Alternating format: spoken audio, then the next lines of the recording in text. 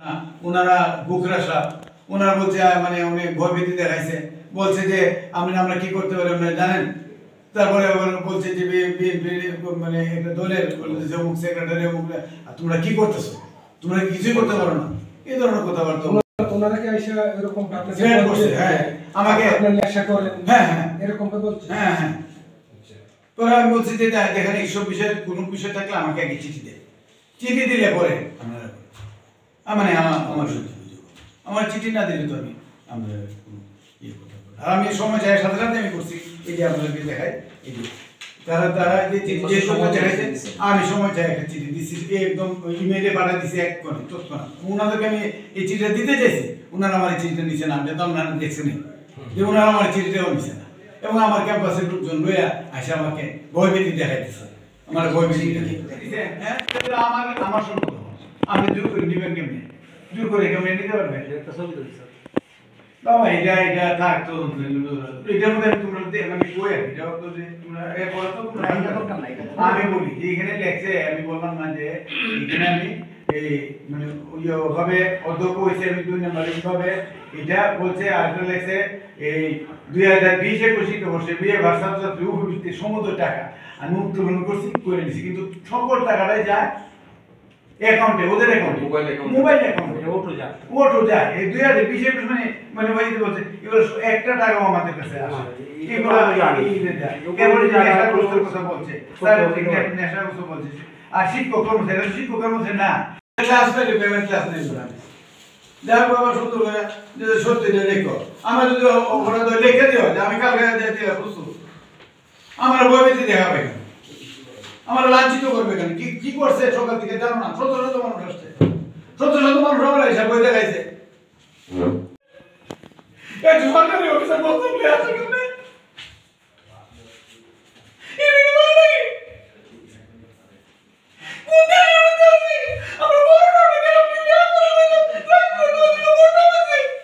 আমরা এসেছিলাম পরিদর্শন ও নিরীক্ষণ দপ্তর শিক্ষা মন্ত্রণালয় থেকে। তো আমাদের বাজিতপুর এবং অষ্টগ্রামে 8টা প্রতিষ্ঠানে পরিদর্শন নিরীক্ষণ এবং তদন্তের কাজ ছিল। তো আজ আমাদের শিডিউল অনুযায়ী সরকারি রোটারি কলেজ অষ্টগ্রামে তদন্ত ছিল। তদন্তটার বিষয়বস্তু ছিল অত্র কলেজের অধ্যক্ষ মোস্তফা আরিফ খানের বিরুদ্ধে আর্থিক কেলেঙ্কারি, চারিত্রিক স্খলন, ক্ষমতার অপব্যবহার এবং দুর্নীতির অভিযোগ তদন্ত করে বিধিগত ব্যবস্থা গ্রহণ প্রসঙ্গে। তো আমরা আজকে সকালে যথাসময়ে প্রতিষ্ঠানে উপস্থিত হয়েছি। এই বিষয়টি নিয়ে আগে কোনো চিঠি দেওয়া হয়েছিল যে আমরা এই বিষয়ের উপর তদন্ত করতে আজকে আসবো, এরকম কোনো চিঠি কোনো দৃষ্টি করা হয়েছিল আগে? হ্যাঁ, আমাদের চলতি মাসের 12 তারিখে 12 নভেম্বর একটা চিঠি দেওয়া হয়েছিল, যেখানে সরকারি রোটারি কলেজের অধ্যক্ষর বিপক্ষে যে তদন্ত এটা উল্লেখযোগ্য চিঠি দেওয়া হয়েছিল, ইমেল করা হয়েছিল এবং হোয়াটসঅ্যাপে পাঠানো হয়েছিল।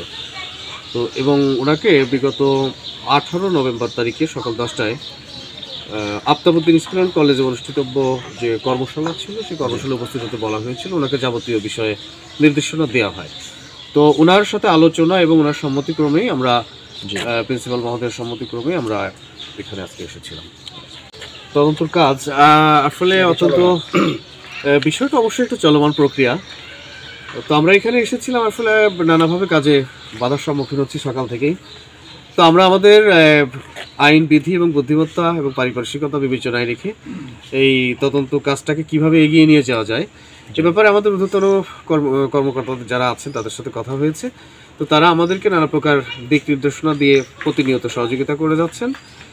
আর আমরা আশা করি যে এই প্রক্রিয়াটা যাতে খুব শীঘ্রই আমরা একটা সমাধানে আসতে পারি বা সিদ্ধান্তে আসতে পারি, এ ব্যাপারে আমরা মূলত আমাদের যারা ঊর্ধ্বতন কর্মকর্তা আছেন তাদের নির্দেশের অপেক্ষা আছি বলতে পারি। বাধা বলতে কি যে আসলে এখানে তো আসলে শারীরিক বাধাটা কোনো গুরুত্বপূর্ণ বিষয় না। এখানে গুরুত্বপূর্ণ হচ্ছে যে কাগজি কলমের যে বিষয়, কারণ আপনারা ইতিমধ্যেই শুনেছেন যে আর্থিক নৈতিক স্খলনজনিত বিভিন্ন প্রকার অনৈতিক আচরণের বিষয়ে যে অভিযোগগুলো করা হয়েছে, তো আসলে আমরা প্রায় সময় এরকম অভিযোগ পেয়ে থাকি। তো এই অভিযোগগুলো এখন তদন্ত করতে যে আমরা বেশিরভাগ ক্ষেত্রেই ওই প্রতিষ্ঠানের columnar cashbook, bank statement, bill voucher ইত্যাদি বিষয়গুলোকে পুঙ্খানুপুঙ্খভাবে দেখে একটা সিদ্ধান্তে আসার চেষ্টা করি। আর এই ক্ষেত্রে অভিযোগকারী যে তার বক্তব্য এবং তার কাছে যে ডকুমেন্টসগুলো আছে সে বিষয়গুলোকে আমরা অত্যন্ত গুরুত্বের সাথে নেওয়ার চেষ্টা করি। তো আজ যেটা হয়েছে, অভিযোগকারী যিনি ছিলেন তিনি তাকে আমরা পর্যাপ্ত সময় দিয়েছিলাম। তিনি ওখানে বসে আমাদের কিছু প্রশ্নের উত্তর দিয়েছেন এবং আমরা তাকে কিছু লিখিত কোয়ারি দিয়েছি। তিনি সময় চেয়েছেন একদিনের মধ্যে তিনি তার লিখিত বক্তব্য এবং সেই লিখিত বক্তব্যের সাথে যে সম্পর্ক বা সংশ্লিষ্ট তথ্য প্রমাণাদিগুলো আছে তিনি সেগুলো আমাদেরকে সরবরাহ করবেন। তো আমরা তার এই বিষয়গুলো পাওয়ার অপেক্ষা করছি। হ্যাঁ, আসলে বিষয়টা অত্যন্ত দুঃখজনক ব্যাপার হলেও সত্য যে আমরা একজন প্রিন্সিপাল স্যার, তাকে অবশ্যই সম্মান করি, আমাদের সবার শ্রদ্ধার পাত্র। আমাদের হয়তো এখানে প্রায় 8-10 হাজার কোমলমতি শিক্ষার্থী এখানে লেখাপড়া করছেন। তো একজন প্রিন্সিপাল স্যার বা একজন শিক্ষকের আচরণ কর্তৃক কিন্তু ওই পুরো এলাকায় একটা প্রভাব ফেলে। একজন প্রিন্সিপাল স্যারের ইচ্ছা করলেই কিন্তু ওই প্রতিষ্ঠানটাকে, ওই এলাকাটাকে চেঞ্জ করে দিতে পারেন। তো আমরা মনে করি যে আসলে প্রিন্সিপাল স্যার আচরণের ক্ষেত্রে যদি আর একটু সহনশীল হন, সেক্ষেত্রে আসলে আমাদের সাথে যাই হোক সেটা আমরা নাইবা বলি, কিন্তু আমাদের কোমলমতি শিক্ষার্থী যারা, তারা হয়তো উপকৃত হবেন বা তারা প্রকৃত শিক্ষায় বা শিক্ষায় শিক্ষিত হবেন বলে আমি মনে করি।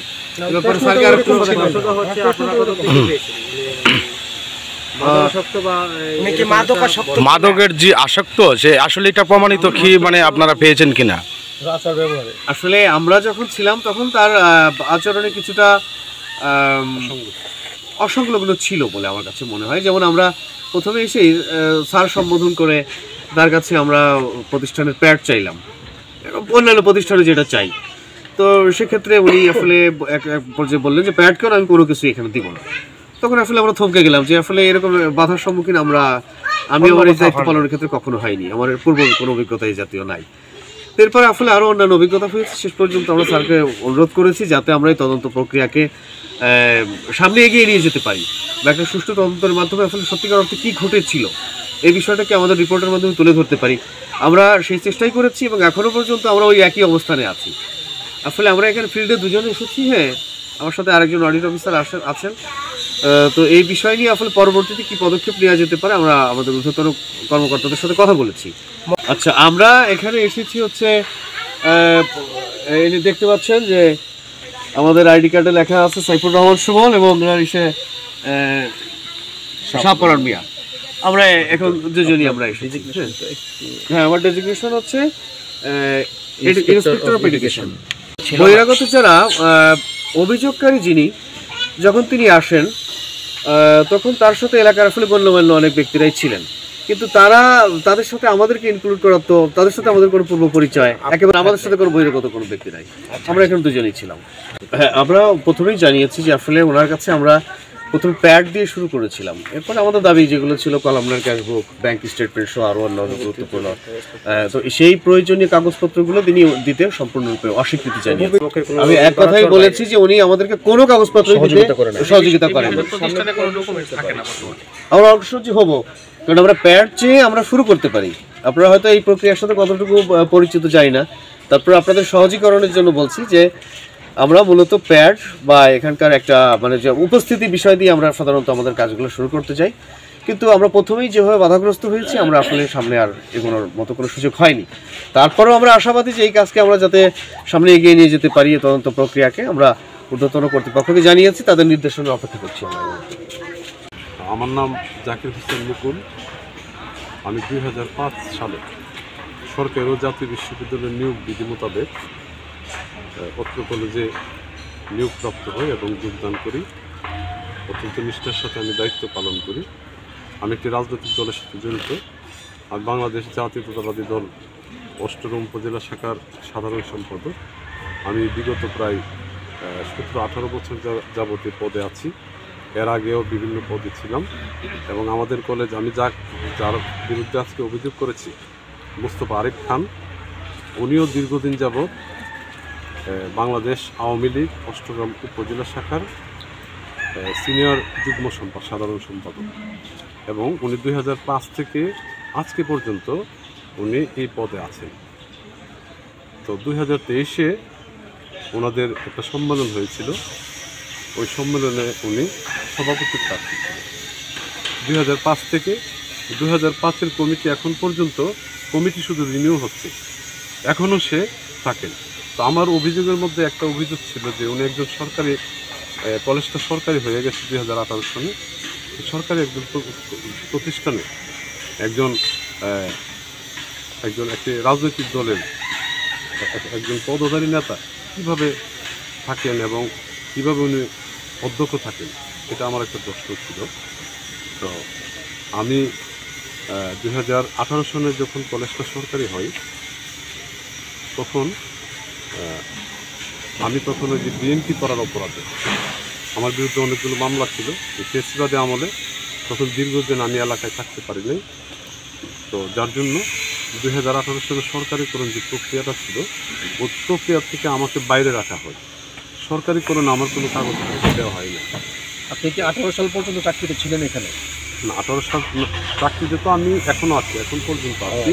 কিন্তু ওই সময়টাতে 2018 আগে আমার বিরুদ্ধে অনেকগুলো মামলা ছিল বিএনপি করার অপরাধে। ওই মামলার কারণে আমি কলেজে আসতে পারি নাই এবং কলেজে দীর্ঘদিন এসেছি, উনি আমাকে কোনোরূপ সহযোগিতা করে নাই। আমাকে ওই সময় এদের ক্ষমতার দাপট একটু বেশি ছিল যে আমাকে অ্যাটেন্ডেন্স খাতাতে আমাকে স্বাক্ষর করতে দেয়। কলেজে আমার বিষয় ছিল ফিলোসফির প্রভাষক পদে আমি ছিলাম।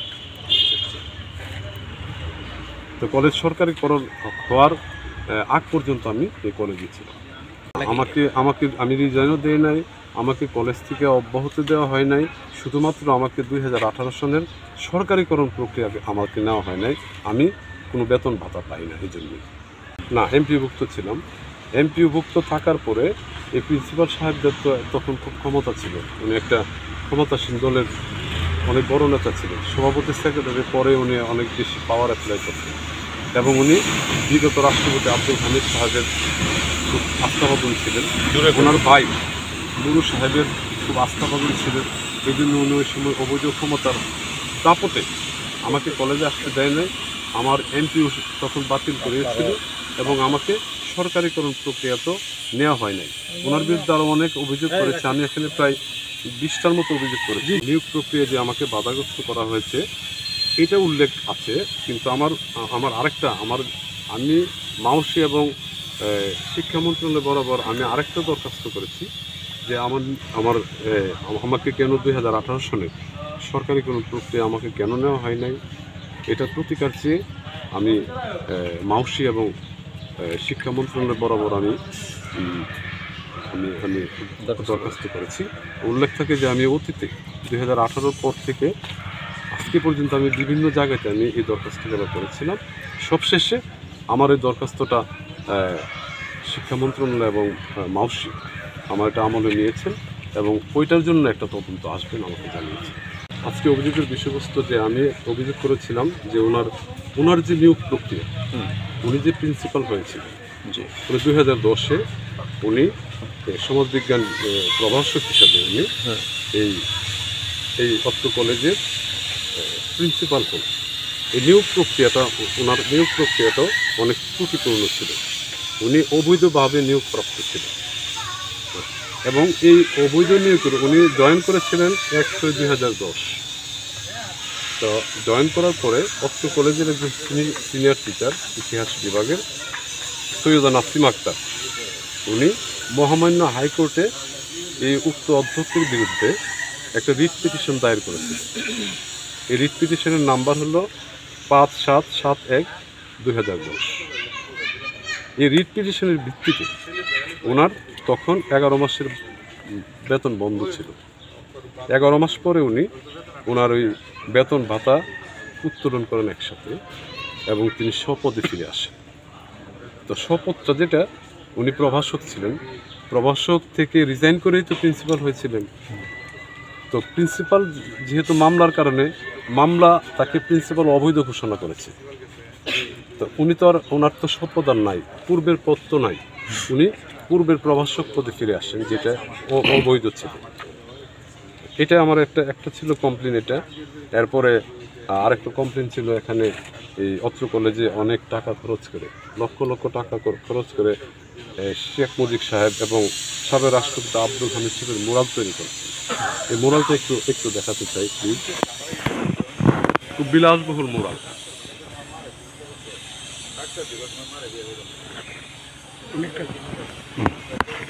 আমার ইয়েটা ছিল, অভিযোগটা ছিল এই মোরাল তৈরির টাকা উনি কোথায় পেলেন এবং এটা কিভাবে খরচ করেছেন। তো আরেকটা অভিযোগ ছিল 2020, 21, 22, 23 এই সনে উপবৃত্তের সমস্ত টাকা উনি আত্মসাৎ করেছেন। বিশেষ করে 2021, 22 এবং 23-এর সমস্ত টাকা উনি বেনামি অ্যাকাউন্টে, যে অ্যাকাউন্টটা ছাত্রছাত্রীর না, বেনামি অ্যাকাউন্টের মাধ্যমে তিনি আত্মসাৎ করেন। এখানে আবেদন ফরমের কোনো কপি নাই এবং যেসব নাম্বারে টাকা এসেছে সেসব নাম্বারটা ছাত্রছাত্রীদের না। এটা ডকুমেন্ট আমার কাছে আছে। এ পর্যন্ত এখন ডিগ্রির যারা আছে, এ পর্যন্ত ডিগ্রির কোনো ছাত্রছাত্রী উপবৃত্তি পায় নাই। এটা ডকুমেন্ট আমার কাছে আছে এবং এখানে খণ্ডকালীন শিক্ষক আছেন। চলমান স্টুডেন্ট যারা আছে তারা কেউ পাচ্ছে না, কিন্তু না। মানে উপবৃত্তি আসতেছে ঠিকই, আসতেছে বেনামি অ্যাকাউন্টে অন্য অ্যাকাউন্ট থেকে তারা টাকা আত্মসাৎ করতেছে। এখানে খণ্ডকালীন অনেক শিক্ষক আছেন। এই খণ্ডকালীন শিক্ষকদের উনি ওনার পছন্দ মতে শিক্ষক নিয়োগ দেন। পছন্দ না হলে, ওনার আজ্ঞাবহ না হলে তাদেরকে বরখাস্ত করেন। তাদের নামে 24-25 সালে আউটসোর্সিং শিক্ষক কর্মচারীদের আসা 70-80 লক্ষ টাকা উনি আত্মসাৎ করেন এবং নামে বেনামে উত্তোলন করে আত্মসাৎ করেন। এখানে খণ্ডকালীন শিক্ষক আছেন যেমন জয় শাহ, রাজীব, আবুল বাসার, বিমল দাস, টিটু দাস, জাহিদ হাসান, ওই রকম আমার কাছে রেকর্ড আছে 10 জন প্রায় আছেন। ওনারা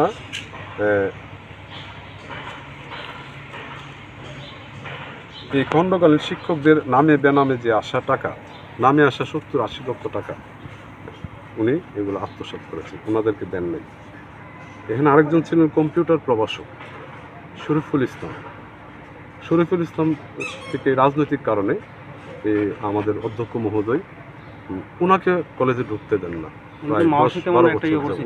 এবং উনি মামলা করেছেন, উনি মামলা করেছেন, মামলা পেয়েছেন, আবার উনিকে আপিল করেন। এইভাবে প্রায় 10-12 বছর যাবৎ ওনাকে কলেজে ঢুকতে, সর্বশেষ রায় উনি পেয়েছেন, কিন্তু ওনাকে কলেজে ঢুকতে দেন নাই। জোরপূর্বক ওনাকে পিটায়া এখান থেকে উনি তাড়াই দিয়েছেন, উনি আসতে দেন না। এবং ওনার মামলা পরিচালনার জন্য প্রায় 10-15 লাখ টাকা উনি কলেজ ফান্ড থেকে আত্মসাৎ করেছেন মামলা পরিচালনার নাম দিয়ে। আরও অনেক অভিযোগ আছে, যেমন তার মধ্যে উল্লেখযোগ্য যেটা, যেখানে আবাসিক ভবন আছে, এখানে যদি আপনারা পিছনে দেখেন, আবাসিক ভবনে প্রায় 2018 সরকারি হওয়ার পর থেকেই এই 2024-এর 5 আগস্ট পর্যন্ত এখানে প্রায় 7-8 জন আবাসিক শিক্ষক ছিলেন। এখনও বর্তমানে কয়েকজন আছেন, 4-5 জন বর্তমানে আছেন। তো ওনাদের কাছ থেকে উনি যে বাড়ি ভাড়ার টাকা, বাড়ি ভাড়ার যে টাকাটা কর্তন করেছেন ওনাদের কাছ থেকে, এই টাকাটা উনি জমা দেন নাই, উনি আত্মসাৎ করেছেন। ওনার বিরুদ্ধে এই যে 2024 সনের 5 আগস্টের পর ফেসিবাদের গডফাদার হিসাবে ওনার বিরুদ্ধে 2টি বিস্ফোরক দ্রব্যমূল মামলার অভিযোগ আছে এবং উনি এজাহারভুক্ত আসামি। একটা হচ্ছে 1 নম্বরটাতে 8ম থানার মামলা নং 9/8/24 33 নং এজাহারভুক্ত আসামি। 2 নম্বর মামলাটা হলো 8ম থানার মামলা নং 2/9/2024 5 নং আসামি। এই 2টা মামলায় ওনার বিরুদ্ধে করা হয়েছে এবং 2টাতেই ওনার বিরুদ্ধে অভিযোগ আনা হয়েছে বিস্ফোরক দ্রব্যের। উনি একজন কলেজের শিক্ষক হয়ে উনি এই বিস্ফোরক দ্রব্যের সাথে উনি জড়িত। উনি এলাকার একজন চিহ্নিত সন্ত্রাসী এবং সন্ত্রাসের গডফাদার। বিগত ফেসিবাদের আমলে ওনার আঙ্গুলের ইশারায় এই এলাকাতে অষ্টগ্রামে অনেক অপরাধ সংঘটিত হয়েছে। উনি প্রায় 98 লক্ষ টাকা দিয়ে ঢাকা শহরে ফ্ল্যাট কিনেছেন, অনেকগুলা সঞ্চয়পত্র আচ্ছা এইগুলো আছে। এগুলা সবচেয়ে গুরুত্বপূর্ণ অভিযোগগুলো হইল যে জেলা পরিষদ বা বিভিন্ন পরিষদ থেকে, ইউনিয়ন পরিষদ থেকে প্রতি বছর উনি লক্ষ লক্ষ টাকা আসে, অনুদান হিসাবে আসে। সেই টাকা উনি নিজে উত্তোলন করেন, নিজেই খরচ করেন। এরকম অনেক অভিযোগ ওনার বিরুদ্ধে আছে। উনি আজকে আমি একটু বলি যে আজকে যখন এখন পরিদর্শন টিমেরা যারা আসছেন অডিট টিম, আমার অভিযোগটা তদন্ত করার জন্য ওনারা আসছেন। ওনাদের সাথে উনি যে সৌজন্যমূলক আচরণ করেছেন, আজকে মানে পুলিশ আসতেছে ওনাদেরকে সেভ করার জন্য। থানা থেকে পুলিশ এসে ওনারা দুইজন মাউসের থেকে এবং শিক্ষা মন্ত্রণালয় থেকে যারা এসেছেন তদন্ত করতে, ওনাদেরকে নিরাপত্তা দেওয়ার জন্য থানা থেকে পুলিশ আসতে হয়েছে। এবং তখন ওনার আচরণে মনে হয়েছে যে উনি আসলে নেশাগ্রস্ত, এবং ওনারাও বলে গেছে যে ওনার কথাবার্তা অসংলগ্ন। এবং আমার জানা মতে উনি অনেক আগে থেকে, উনি ছাত্র জীবন থেকে নেশাগ্রস্ত। আমি খুব ভালোভাবে জানি উনি ঢাকা বিশ্ববিদ্যালয়ে পড়তেন, আমিও ঢাকা বিশ্ববিদ্যালয়ের ছাত্র ছিলাম, আমার 2-3 বছর সিনিয়র ছিল। ওনাকে আমি কাছ থেকে যতটুকু দেখেছি, উনিও মাদকদ্রব্য সেবন করতেন আমার মনে হয়। এবং আজকে এটা প্রমাণ হয়েছে পুরানো অভ্যাসটা আজকে উনি ছাড়েন নাই, এবং সম্পূর্ণ রাজনৈতিক প্রতিহিংসার কারণে আমার সাথে উনি এই ব্যবহারটা করলো। আমার জীবনটাই উনি শেষ করে দিল। আমি ঢাকা বিশ্ববিদ্যালয় থেকে অনার্স মাস্টার্স আমি প্লেস পাওয়া ছাত্র, রাজনৈতিক কারণে আমি সরকারি চাকরির ইন্টারভিউ দেওয়ার সুযোগ পাইনি। বয়সে আপনার বড় নাকি সিনিয়র? উনি আমার 3 বছরের সিনিয়র। আমার এসএসসি থেকে মাস্টার্স পর্যন্ত কোনোটাতে প্লেস ছাড়া রেজাল্ট আমার নাই। কিন্তু 1992 সনে একটি হত্যা মামলায় আমাকে জড়াই দিয়েছিলেন যারা, তাদের মধ্যে উনি একজন। একটা মিথ্যা মামলাতে, খুনের মামলায় আমাকে জড়াই দেওয়া পরে আমাকে আমার ছাত্রজীবন ব্যাহত হয়েছে। মাস্টার্স পাশের আগে আমার সরকারি চাকরির বয়স চলে যায়। 2005 সনে সরকারি এবং জাতীয় বিশ্ববিদ্যালয়ের বিধি মোতাবেক আমি ওই কলেজে যোগদান করি। কিন্তু আমার ছাত্র জীবন থেকে এই মুস্তফা আরিফ খান আমার বিরুদ্ধে আমার জীবনটাকে সে তছনছ করে দিয়েছে।